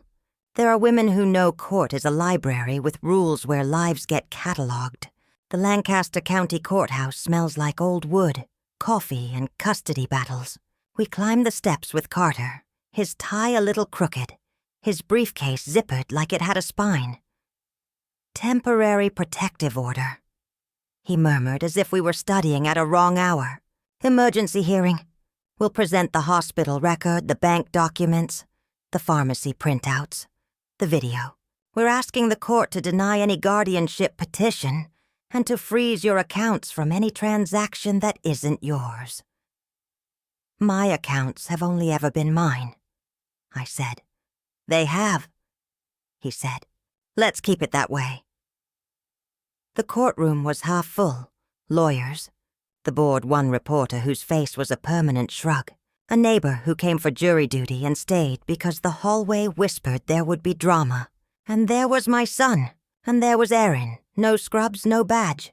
A black dress that meant respect to the untrained and costume to me. Mrs. Langford, the judge said when our case was called. You filed for a temporary protective order and to quash a guardianship petition? I filed to keep my life, I said. The paperwork explains why. Carter stood. Your Honor, the petitioner's son and daughter-in-law attempted to obtain guardianship and control of Mrs. Langford's medical and financial decisions through forgery and fraud. We submit Exhibits A through J. Clerks, the judge said, and the air in the room felt like the pause before rain. Erin's attorney, a trim woman with a voice like a honed edge, rose. Objection to the video, Your Honor. Chain of custody. Librarians invented chain of custody, I said before I could stop myself. The courtroom chuckled. The judge's mouth twitched. Counsel, we'll hear foundation first. Carter built the foundation like a front stoop, sturdy, square. Exhibit A, video recorded on June 20th in the petitioner's kitchen with a consumer camera device. Copied to USB at 8:50 p.m. Contemporaneous ledger entry. Duplicate copy stored at church lockbox. Receipt attached. Exhibit B, pharmacy printout showing substitution request via fax. Initials E.H., the daughter-in-law's maiden name. Raising bleed risk pre-op. Exhibit C, bank record of a $1,200 ATM withdrawal with forged power of attorney. Notary ledger indicates witness Erin's co-worker. Exhibit D, hospital audit log, showing DNR uploaded from a nursing station terminal under initials E.H. Exhibit E, life insurance policy, opened 9 months ago. Beneficiary the son, with application signature that does not match Ruth's. Exhibit F, church pantry sign-in and post office receipt, establishing Ruth's alibi for the supposed DNR signing. Your Honor, the defense said, none of that proves intent. Caregivers make clerical errors. Families act in good faith to protect elders. From themselves? I asked, soft as bread. From risk, she corrected. From delays in care. Play Exhibit A, the judge said, steepling fingers. The sugar jar did what it always does. It told the truth with no desire to be interesting. Tap, slide, swap, Erin's voice. Once the DNR is in the chart, it's clean. Post-op bleeds happen. A woman in the gallery sucked her teeth. Someone whispered Jesus. Oliver took a breath and didn't let it out for 2 beats. Ms. Hart, the judge said, using Erin's maiden name like a scalpel.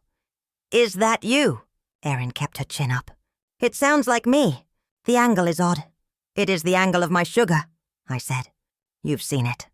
You've rearranged it. Defense went to work. Mrs. Langford, you've been under stress. Isn't it possible you're misremembering the DNR? I remember my wedding vows, I said. I remember recipes from 1979. I remember the day my husband stopped needing a shave. I remember the Tuesday I was at church and got stamps. If I forget my own name, I'll write it down. I will not forget a document that says, "Let me die." Isn't it true you have arrhythmia? I have a heart, I said. What's your point? The judge allowed himself a tiny exhale that might have lifted a smile if he'd been off the bench. We will proceed with witnesses. They called the risk manager. She explained the audit logs. Every keystroke a footprint. The addendum was uploaded via a terminal on the cardiac floor. The login used had credentials associated with Erin Hart's nursing account. Is that typical? Carter asked. It is a terminable offense, she said. The pharmacist took the stand.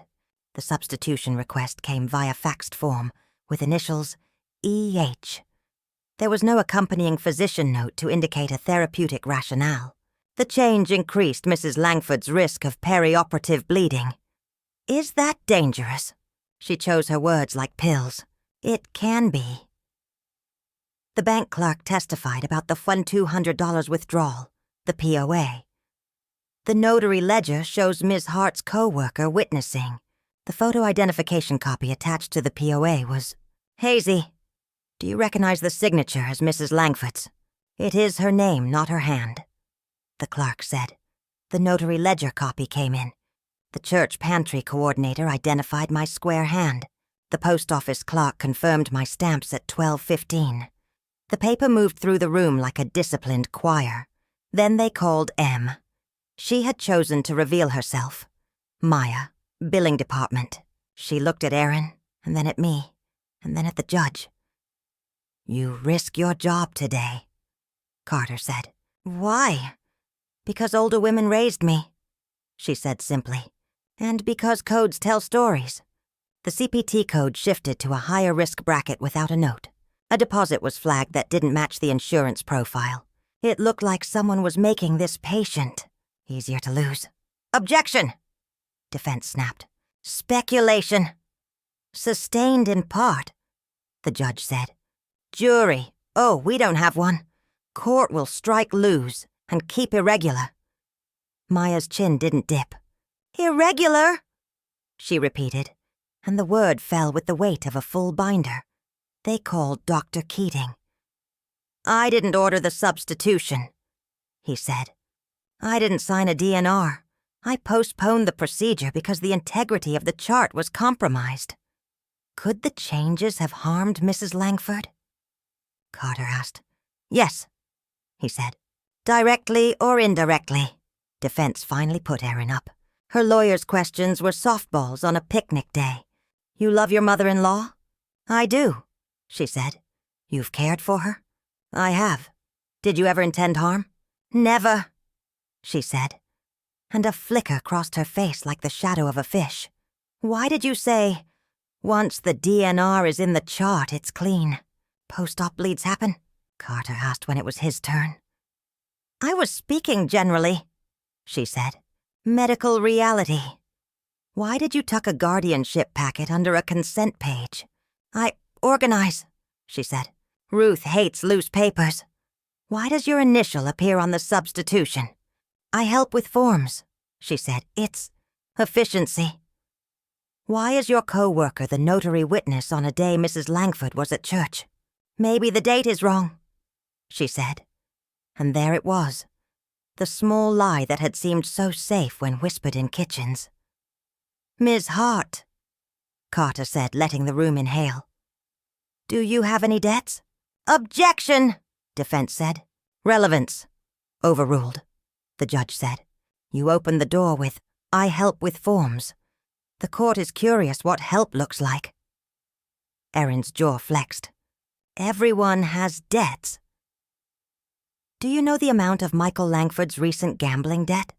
Objection, defense said. Answer, the judge said. She looked at me when she said it. 62,000, she breathed. The courtroom made a sound that wasn't a sound so much as a leaning in. Is it a coincidence? Carter asked gently, almost kindly, that a $250,000 life insurance policy in Mrs. Langford's name was opened with her forged signature 9 months ago, naming her son your husband as beneficiary? I didn't open any policy, she shot back. I didn't. Who did? I don't know, she snapped. And then she remembered where she was and how faces look in news photos. They called Michael. He walked like he had borrowed his legs from someone too honest. He was sworn in and couldn't look at me. Do you have gambling debt? Carter asked. Yes, Michael said. Did you authorize or know about forging your mother's signature on any document? He closed his eyes. No, Did you discuss guardianship with your wife? Yes, he said. What did you say? He looked at me, then at Oliver, then at the judge. I said if she didn't sign, we'd make it happen another way. How? Aaron said. Guardianship is easy if someone looks confused on paper. He whispered. Betrayed. My bones said. Betrayed. Betrayed. I'm sorry, Ma. He blurted. And I believed him in the small way you believe rain will stop. He was sorry because he was in a courtroom. Do you know about the life insurance? Carter asked. He shook his head. She told me not to ask about things that are for everyone's good. Is this for everyone's good? Carter asked. Michael's voice broke. No, he said. It was for mine. Defense tried to build a small raft out of words like confusion, best interest, elder safety. They called me stubborn, called me proud. I agreed. Proud women live long enough to be called worse. In closing, Carter didn't do a speech. He did math. Logan, initials, timestamp, notary, ATM, policy, kitchen video. Child's shout, he said, laying the words like tiles. You don't need to like Mrs. Langford to see that her name has been used as a key in locks where only she belongs. The judge took a minute. We are not used to men in robes taking minutes for women like me. He read, bone still. He looked up. Mrs. Langford, he said. Age is not incompetence. Fraud is. He turned to Aaron and Michael. The court denies any petition for guardianship. The court grants a protective order. No changes to Mrs. Langford's medical directives or financial instruments without her sworn signature and her attorney present. The court issues referrals to the district attorney for investigation of forgery, insurance fraud, tampering with medical records, and elder abuse. Ms. Hart, the court directs the clerk to notify the State Board of Nursing. Mr. Langford, this court recommends you find help. Aaron made a sound like a plate cracking in a sink. Michael bent in the middle, 6 feet of regret without a chair. Oliver squeezed my hand so hard the tips of my fingers went bright. Anything further? The judge asked. Yes, I said, and my voice didn't tremble. Please record that I rescind any and all unauthorized directives. Please record that I appoint my neighbor, Millie, as my medical proxy, if I cannot speak for myself, with Attorney Carter as backup. Please record that I remain in my home, and that anyone attempting to move me against my will meet this bench before they meet my door. Duly recorded, he said, and in that word I heard a kind of sacrament. When we walked out, the hallway felt different, not wider, truer. People do not clap in courthouses, but they look, and what I saw in their eyes was not pity, it was inventory. They were measuring their own lives against the shelves of mine. Michael tried to find me in the corridor. He held his cap like contrition has fabric. Ma, he said, tell me what to do. Pay your debts, I said. How? He asked, desperate as snow. Start with apology, I said. Then show up on time with your hands. Hard work is free. Dignity costs the most. Erin turned toward me, eyes fevered. I saved patients, she said, as if the court were a hallway and I were a colleague. I told families the truth when doctors didn't. I kept people alive who hated me for it. You wore a badge like armor, I said. Then you used it like a knife. Police didn't cuff her there. The board called her first. Hospitals like to move their people quietly to protect floors from scandal. But the referral was on paper, and paper is loud. Outside, summer broke its knuckles on July.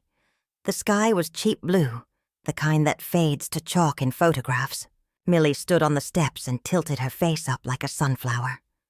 Home, she asked, home, I said. Oliver skipped ahead, relief rediscovering his feet. Grandma, can we get muffins? Yes, I said. 2 even. We survived Friday. At the bakery, I signed the receipt with my own hand on purpose, slow and large, so the loop of my R would be in the world in a correct way. The girl behind the counter smiled at Oliver because he had icing on his chin before the muffin was even in his mouth. "You won," she said to me quietly, without asking how she knew. "I didn't win," I said. "I was believed." That night Carter called. "Aaron was suspended pending investigation. The DA wants your file. The insurer flagged the policy. The bank froze the POA. Thank you," I said. "Tell the judge I slept." He laughed, tired and happy. "Sleep some more, Ruth. You've done a year's worth of living in a week." I sat on my porch with Millie. The roses were gaudy and honest. The birds made a racket because they always do when the feeder is full. Michael sent a text that said, "I'm sorry, and I'm going to meetings, and I love you." I put the phone face down and let the crickets do the talking. When the dark got kind, I went inside and stood at my kitchen table. I touched the sugar jar. "Thank you," I told it, and the sentence didn't feel silly at all. Am I paranoid? Am I crazy? I asked the empty air one last time. "No," I said, answering myself for keeps. "I am documented." In the quiet that followed the public crack, there was rage that had nowhere left to run, and grief that did not ask for permission to sit down. There were tears, yes, and they were mine. I let them take their time. There was also something else rising, slow as bread. Dignity, dignity, dignity, dignity. Said 3 times like a charm so I could hear it when the night tried to make me small. "You call it one surgery," I thought, repeating what Michael had said like a pebble a river can't swallow. "You call it a deposit. You call it policy. You call it paperwork. I call it my life." I slept. Not a widow's nap with the TV whispering. Not the thin, suspicious sleep of a woman guarding her own breath. Real sleep. When I woke, the house sounded like itself. The tick of the stove cooling, the low hum of the fridge, the sparrows arguing at the feeder. For the first time in months, I didn't listen for other people's footsteps in my paperwork. "Coffee?" Millie called from my kitchen, already moving like she owned half the morning. "Yes," I said and smiled into my pillow. "Make it loud." We sat at the table with our mugs touching like neighbors at a fence. The sugar jar was back in its spot, innocent again. "What now?" Millie asked. "Now we live," I said, "and we lock some doors." By noon, Carter called. "Quick update," he said. "The judge's order is entered. The hospital froze any directives on your chart except the revocation you signed. Risk-forwarded logs to the district attorney. The State Board of Nursing has suspended Aaron pending investigation." "Suspended," I repeated. "Not fired. Due process," he said. "It has teeth if you feed it. The DA wants to meet next week. You'll bring the originals. I'll bring the copies. Bring a stapler," I said. "They respect a stapler," he laughed softly. "You're something, Ruth." "So I'm told," I said. "Some days it's not a compliment." Dr. Keating called that afternoon. "Mrs. Langford, I'd like to apologize. You were failed by a system that should have been your guardrail." "I was failed by people," I said evenly. "The system is only their handwriting." "I've scheduled a full chart review," he said. "Independent. We'll correct everything. We can revisit your heart in a month, with a second opinion if you prefer." "I prefer a second opinion," I said. "Preferably from someone who doesn't know my daughter-in-law's favorite donut." He didn't argue. "I'll send you a list, and thank you for insisting. You kept me honest too." "Fear keeps people honest," I said, and heard my own voice from pre-op. "But so does paper. Aaron did not come to my house again. The protective order turned my property line into an actual sentence. It felt like drawing a new margin on a page that had been crowded by someone else's notes. 2 days later, there was a knock I recognized even before the sound finished. Michael stood on the porch with his cap in both hands like contrition had a brim. "Can I talk?" he asked. "You can talk from there," I said. "The order doesn't cover my son's mouth. Just my locks." He looked at the floorboards. "I'm starting meetings," he said.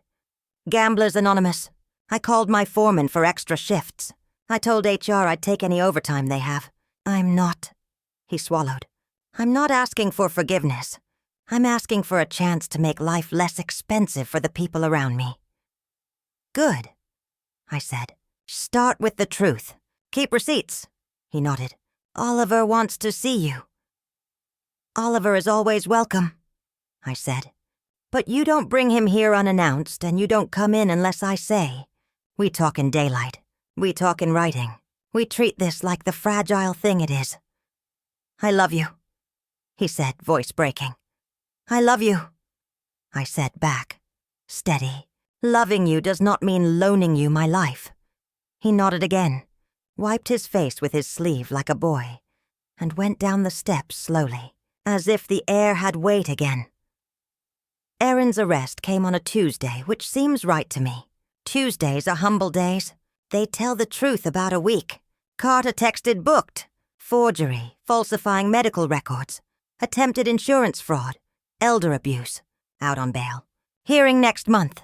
The hospital put out a statement so careful, it might as well have been written with tweezers. The board scheduled a formal hearing. Words like ethics and integrity finally did the work they're supposed to do. Does it help? Millie asked that evening, passing me the salt. It doesn't make me young, I said. It doesn't give me back the days I spent doubting my own mind.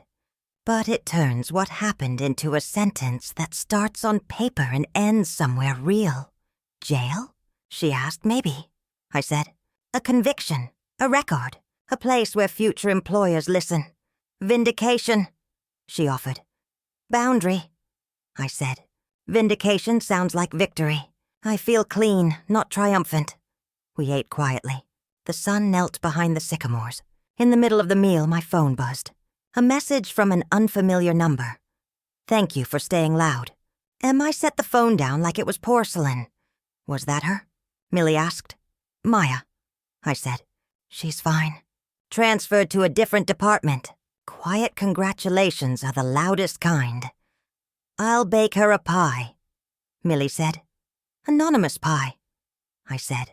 Pies have better instincts than press releases. Carter and I updated my estate plan the next week. He spoke like a metronome. I answered like a woman who had swallowed a clock. Living trust, he said. House into it. You remain trustee while you're alive and competent. Successor trustee. Millie first. Carter and associate second. No one named Michael or Erin within 3 counties of fiduciary control. Agreed, I said. No contest clause. He said. If anyone challenges the will or trust without clear evidence of my negligence, they lose their share. Please embroider that on a pillow, I said. Medical proxy. He continued. Primary, Millie. Backup, church friend Janice. Explicit instructions. No DNR, unless you say so again on video while holding today's newspaper. Make it a library card, I said, and he smiled despite himself. Beneficiaries, he said, clearing his throat. Oliver's education fund gets a fixed amount. The rest splits among the Lancaster Public Library, the church pantry, and Oliver again at 30, if he completes a financial literacy class. Make it 2 classes, I said, and a budget with line items. Groceries, utilities, dignity. He recorded my wishes until the document had the kind of weight you can set on a table, and trust it not to blow away if someone opens a door. Sign here, he said. I read every page. Then I signed with my own hand, the loop in my aura small, practiced joy. Betrayed, believed, worthless, worthy. Dignity, dignity, dignity. Back home, I changed the locks. The new deadbolt clicked like a metronome. Steady, mine. I added a doorbell camera not because I wanted to be modern, but because I wanted a witness with a battery. I made a red binder. Tabs labeled medical, bank, insurance, legal, people to call, and left it on the shelf by the phone, like a lighthouse. Teach me your binder, Janice said when she came for tea. My sister's girls are saints until money walks in the room. Bring a notebook, I said. And a spine. We started a Thursday group at the church basement. 6 women in their 60s and 70s and one 84-year-old with sharper eyes than any of us. We called it the Tuesday table because that's the day I proved I wasn't at the notary. We brought pastries and copies.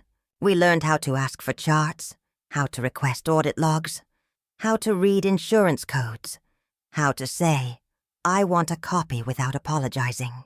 We practiced sentences out loud. "I have a right to see what has my name on it. Please put that in writing. No." The first time a widow said no in a voice that didn't shake, we clapped like she had crossed a river. Oliver came every Saturday. He brought Lego and big questions and a laugh that landed exactly where it was thrown. "Grandma," he said after we watered the roses and turned the bird bath into a spa, "did I really save your life?" "You helped me save my own," I said. "That's the best kind of hero." He considered this gravely. "Can I still get a cape?" "You already have one," I said and pointed to his chest. "It looks like a voice." He grinned, then grew serious. "Is Dad in trouble forever?" "Forever's too big for people," I said. "He's in trouble right now. If he keeps choosing better trouble, honest work, meetings, restitution, his map changes." "Restitution?" he asked. "Paying back what you broke?" I said. He nodded. "He can fix the fence. It's wobbly." "Good restitution," I said. And when Michael came on Sunday with a tool belt and a quiet face, I let him fix something wood could forgive. "We didn't talk much," he hammered. I held a board. At the end he stood awkwardly, like he didn't know his own posture. "Thank you," I said. "For what?" he asked. "For showing up," I said. "For choosing a nail over a lie," he nodded, eyes wet. "I'll keep choosing." "Choose slow and daily," I said. "There's no sprint to dignity." I went back to the library, volunteering 2 afternoons, shelving returns. My hands remembered the weight of books and the exact distance between decimals without looking. A boy asked me where the dinosaur section was. 567, I said, and he looked at me like I was magic. At the church pantry, I stocked cans, initialed the sheet like it mattered. It does. And slipped a card into the lockbox addressed to Maya with no return name. Inside, "Thank you for the code. Thank you for your risk. If anyone ever asks, I was never alone." Our summer settled into itself. The house smelled like tomatoes and old wood. I planted marigolds along the front walk because my mother swore they kept bad energy away. And also slugs. I hung a wind chime Tom hated when he was alive. And I love now because it sounds like a decision. I visited the cemetery on a breezy day and sat on the bench by Tom's stone. The moss on the T still tried to pretend it was an L when it rained. "I stood," I told him. "I stood up in pre-op and in court and in my own kitchen. I kept our name." A leaf skittered across the grass. I took it for applause and didn't scold myself for sentimentality. Sentiment kept me married for 23 years. It can keep a widow company, too. Erin's case moved the way cases do. Slow as honey, relentless as ants. Her lawyer filed motions. Carter answered with paragraphs so sturdy I wanted to put them under my table legs. The DA asked me to repeat my story to a recorder that didn't flinch. I did. I didn't dramatize. I didn't soften. "Do you want a plea?" the assistant DA asked. "I want a sentence that speaks to nurses who think badges are knives," I said. "I want a record that protects the next old woman who looks too polite to be believed." "We'll do our best," she said. "Your file is thorough." "I'm a librarian," I said. "We invented thorough. People ask about forgiveness. As if it were a chore chart. As if when I check it off, angels bake me a cake. Have you forgiven her?" Janice asked gently as we sorted a pile of Medicare letters into trash and not trash. "I have let go of the fantasy where she loves me," I said. "I have let go of the version of Michael that didn't make this mess. I have not invited anyone to dinner. That's my forgiveness schedule for now." "Fair," she said. Forgiveness, for me, is a door I'll open when I can walk through without leaving my dignity on the porch. Until then, I water the roses. I return library books on time. I sleep. One evening, as the heat broke and the sky did that farmhouse pink I've never been able to describe, Oliver read to me on the porch. We took turns with the Velveteen Rabbit, the way we used to when he couldn't sound out the longer words. Once you are real, you can't be ugly. He read carefully. Except to people who don't understand. Do you understand? I asked. He nodded. You're real, he said. I touched his hair. So are you. The wind moved the chime. Somewhere down the block a screen door clapped. I could smell Millie's lemon bars from her oven like an invitation. Grandma, Oliver said, are you scared anymore? Sometimes, I said. But scared isn't the same as small. I learned that. Scared, scared, scared. And still standing. He leaned his head on my arm the way he did when he was 5. I like you standing, he said. I like me standing, too, I said, and watched the light leave the day without hurrying it. Tomorrow I would go to the library and push a cart. I would stop at the bakery and sign my receipt with the looped R that is mine. I would call Carter to ask one more question he'd already answered, just to hear the steadiness in his voice. I would write in my ledger, garden watered, locks changed, proxy named, dignity intact. True family is not the ones who share your blood. It is the ones who share your respect. Old age is not weakness. It is memory with teeth.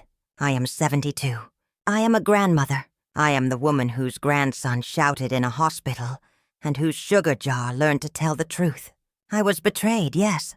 I survived, yes. And now I live. If my voice found you tonight, do one small brave thing for someone you love. Ask, where are your papers? Say out loud, I have a right to see what has my name on it. Then write it down. Copies, dates, names, dignity. Grandma, what would you have done? People ask me. Now I'll ask you. What would you have done in my place, and what will you do now? Tell me in the comments.